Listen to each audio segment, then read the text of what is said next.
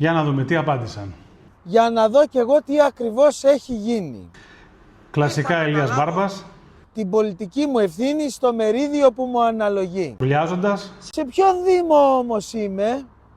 Για να δούμε. Ο δήμαρχος κρύβεται, βάζει πάντα κάποιον άλλον Δήμος μπροστά. Αμαρουσίου 1, 2, 3, 4.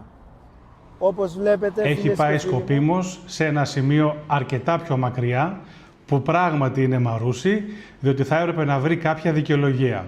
Απομακρύνθηκε από το χώρο που είναι η αυτοσχέδια Χωματερή, που είναι Δήμος Ηρακλείου Αττικής, και πήγε πιο πάνω για να φτιάξει ένα βιντεάκι με κάποιες δικαιολογίες. Είναι κλασικό και ανούσιο κολπάκι. Θα μπορούσε να πάει απλά στα σκουπίδια που ήταν ακόμα εκεί για να μας αιτιολογήσει η εν λόγω τοποθεσία που ανήκει. Οι 4 Κάδοι λοιπόν, όπου πράγματι είναι Δήμος Αμαρουσίου, πράγματι, κοιτάξτε πόσο πιο μακριά είναι από το σημείο στο οποίο ήταν αυτή η παράνομη αυτοσχέδια Χωματερή. Και μεταξύ κάνανε και κάτι άλλο πολύ πιο σοβαρό. Η ταμπέλα η οποία ήταν τοποθετημένη εκεί πέρα και έλεγε Δήμος Ηρακλείου Αττικής, που είναι ταμπέλα η οποία τοποθετήθηκε με εργολαβία η οποία ολοκληρώθηκε και πληρώθηκε επί των ημερών του Ηλία Μπάρμπα και του κυρίου Μπάμπαλου, την έχουν ξυλώσει. Την ξυλώσανε για να φτιάξουν το βιντεάκι και να μην υπάρχουν, υποτίθεται, στοιχεία.